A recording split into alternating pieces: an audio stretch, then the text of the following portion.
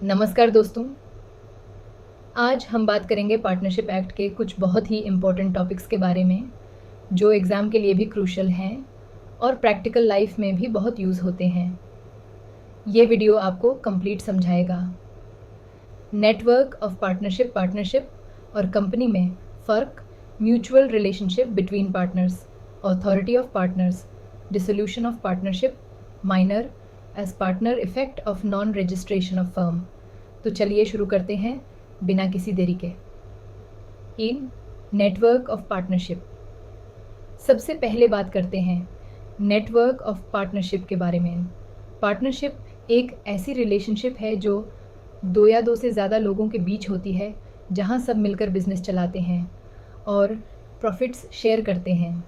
ये relationship contract पे based होती है जिसे पार्टनरशिप डीड कहते हैं। नेटवर्क का मतलब है वो पूरा सिस्टम जिसमें पार्टनर्स एक दूसरे से लीगली कनेक्टेड होते हैं। हर पार्टनर फर्म के बिजनेस के लिए एजेंट भी होता है और प्रिंसिपल भी। इसका मतलब अगर एक पार्टनर ने फर्म के बिजनेस के स्कोप में कोई काम किया तो वो पूरा फर्म उसके लिए रिस्पॉन्सिबल होगा। इस नेटवर्क के अंदर राइट्स, ड्यूटीज़ और लायबिलिटीज़ का क्लियर स्ट्रक्चर होता है, जैसे प्रॉफिट शेयरिंग, मैनेजमेंट राइट्स और फर्म के नाम पे कौन क्या काम करेगा। यही नेटवर्क फर्म को स्मूथली ऑपरेट करने में मदद करता है। दो difference between partnership and a company अब समझते हैं कि एक पार्टनरशिप और एक कंपनी में क्या बेसिक डिफरेंस होता है। सबसे पहला फ़र्क है लीगल स्टेटस का। पार्टनरशिप फर्म का अपना लीगल एग्जिस्टेंस नहीं होता, वो सिर्फ पार्टनर्स का ग्रुप होती है। लेकिन एक कंपनी एक लीगल पर्सन होती है, यानी कि उसका अपना सेपरेट एग्जिस्टेंस होता है। रजिस्ट्रेशन पार्टनरशिप में ऑप्शनल होता है, लेकिन कंपनी के लिए रजिस्ट्रेशन मैंडेटरी होता है अंडर कंपनीज एक्ट 2013। लायबिलिटी के केस में पार्टनरशिप में पार्टनर्स की लायबिलिटी अनलिमिटेड होती है, जबकि कंपनी में मेंबर्स की लायबिलिटी लिमिटेड होती है। मैनेजमेंट भी डिफरेंट होता है। पार्टनरशिप में सब पार्टनर्स बिजनेस मैनेज करते हैं, लेकिन कंपनी में मैनेजमेंट बोर्ड ऑफ डायरेक्टर्स के हाथ में होता है। एक और इम्पॉर्टेंट पॉइंट है, पार्टनरशिप डिसॉल्व हो जाती है अगर कोई पार्टनर मर जाए या रिटायर हो जाए, लेकिन कंपनी में परपेचुअल सक्सेशन होता है, यानी कंपनी चलती रहती है चाहे कोई शेयर होल्डर आए या जाए। और फाइनली पार्टनरशिप में शेयर्स या इंटरेस्ट ईजिली ट्रांसफरेबल नहीं होते, लेकिन कंपनी के शेयर्स फ्रीली ट्रांसफरेबल होते हैं। तो कंक्लूजन ये है कि पार्टनरशिप एक फ्लेक्सिबल बट रिस्की स्ट्रक्चर है, जबकि कंपनी एक फॉर्मल और सिक्योर बिजनेस मॉडल है। 3. Mutual relationship between partners. अब बात करते हैं पार्टनर्स के बीच के म्यूचुअल रिलेशनशिप के बारे में। एक पार्टनरशिप सिर्फ प्रॉफिट शेयरिंग तक सीमित नहीं होती। पार्टनर्स के बीच कुछ फंडामेंटल राइट्स और ड्यूटीज़ भी होती हैं। सबसे पहले हर पार्टनर को मैनेजमेंट में पार्टिसिपेट करने का राइट होता है, अनलेस पार्टनरशिप डीड में कुछ और लिखा हो। पार्टनर्स को एक दूसरे के साथ गुड फेथ में काम करना होता है। किसी भी पार्टनर को ऐसा कोई काम नहीं करना चाहिए जो फर्म के इंटरेस्ट के अगेंस्ट हो। पार्टनर्स अपना प्रॉफिट और लॉस शेयर करते हैं। अगर पार्टनरशिप डीड में कुछ मेंशन नहीं है तो प्रॉफिट लॉस इक्वल बेसिस पे शेयर होता है। हर पार्टनर को फर्म के बुक्स ऑफ अकाउंट्स देखने का अधिकार होता है। अगर कोई पार्टनर फर्म के लिए अपने खर्चे से कोई काम करता है तो उसको इंडेमनीफाई भी किया जाता है। एक और इम्पॉर्टेंट कॉन्सेप्ट है म्यूचुअल एजेंसी। हर पार्टनर फर्म का एजेंट होता है, यानी वो फर्म के बिहाफ पे काम कर सकता है और उसके एक्ट्स बाकी पार्टनर्स को बिंड करते हैं। ये रिलेशनशिप म्यूचुअल ट्रस्ट और लीगल ऑब्लिगेशंस पे बेस्ड होती है। अगर एक पार्टनर कुछ गलत करता है तो बाकी पार्टनर्स भी उसके लिए लायबल हो सकते हैं, इसीलिए प्रॉपर कोऑर्डिनेशन और ट्रांसपेरेंसी ज़रूरी है। 4. Authority of partners. अब चलिए समझते हैं पार्टनर्स की अथॉरिटी के टाइप्स और लिमिट्स। हर पार्टनर के पास कुछ अथॉरिटी होती है फर्म के लिए काम करने की। ये अथॉरिटी 3 टाइप्स की होती है। एक्चुअल अथॉरिटी, जो एक्सप्लिसिटली या इम्प्लाइडली उसको पार्टनरशिप एग्रीमेंट के थ्रू दी गई होती है। इम्प्लाइड अथॉरिटी, ये वो अथॉरिटी है जो हर पार्टनर के पास होती है बिजनेस के नॉर्मल कोर्स में काम करने के लिए। अपेरेंट अथॉरिटी, जब थर्ड पार्टी को ऐसा लगता है कि पार्टनर के पास अथॉरिटी है और फर्म ने उस इमेज को चेंज नहीं किया हो। लेकिन अगर एक पार्टनर कोई ऐसा काम करता है जो फर्म के नॉर्मल बिजनेस से रिलेटेड नहीं है, जैसे रियल एस्टेट फर्म का पार्टनर कार डीलरशिप कॉन्ट्रैक्ट करे तो वो एक्ट फर्म के लिए बाइंडिंग नहीं होगा जब तक बाकी पार्टनर्स उसे रेटिफाई न करें। इसलिए हर पार्टनर को अपनी बाउंड्रीज़ में रहकर काम करना चाहिए। 5. Dissolution of partnership. आइए अब डिसोल्यूशन का कॉन्सेप्ट देखते हैं।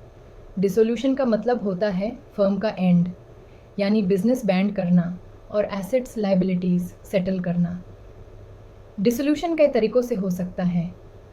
बाय एग्रीमेंट, अगर सब पार्टनर्स अग्री करें तो फर्म डिसॉल्व की जा सकती है। कंपल्सरी डिसोल्यूशन, जैसे एक पार्टनर इंसॉल्वेंट हो जाए या बिजनेस इलीगल हो जाए। डिसोल्यूशन बाय कोर्ट, अगर किसी पार्टनर ने मिसकंडक्ट किया हो या वो अपना काम नहीं कर पा रहा हो। बाय नोटिस, अगर पार्टनरशिप एट विल है तो कोई भी पार्टनर एक रिटन नोटिस देकर फर्म को डिसॉल्व कर सकता है। डिसोल्यूशन के बाद फर्म के एसेट्स बेचे जाते हैं, डेट्स रिपे किए जाते हैं और बचा हुआ अमाउंट पार्टनर्स में उनके शेयर्स के मुताबिक बांटा जाता है।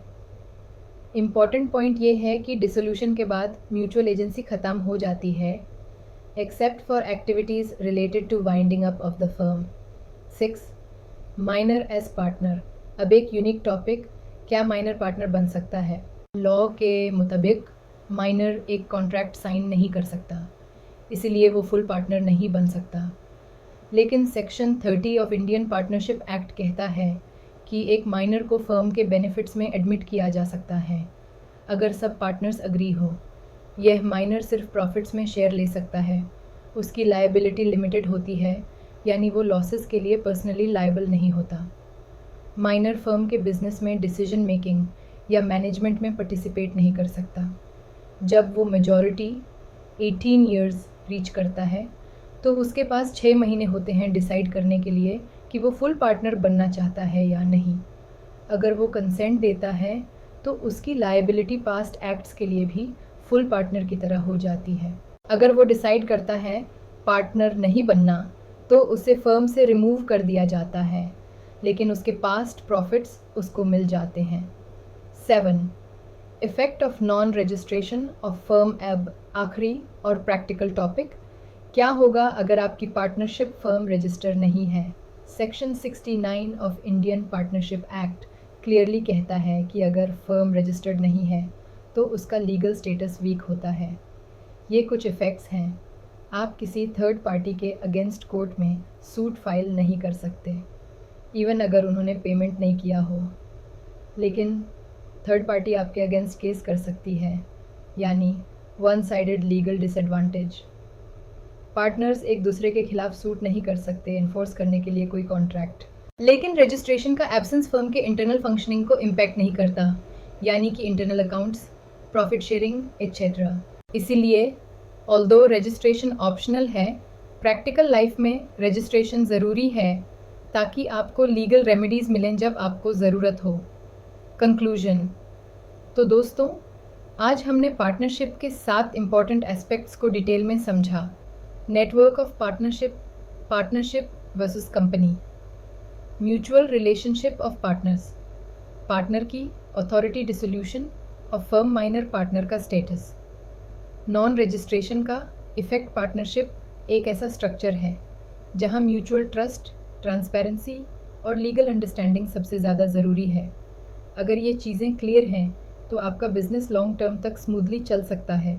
अगर आपको ये वीडियो हेल्पफुल लगा हो तो लाइक, शेयर और सब्सक्राइब ज़रूर करें। मिलते हैं अगले लीगल टॉपिक के साथ। धन्यवाद।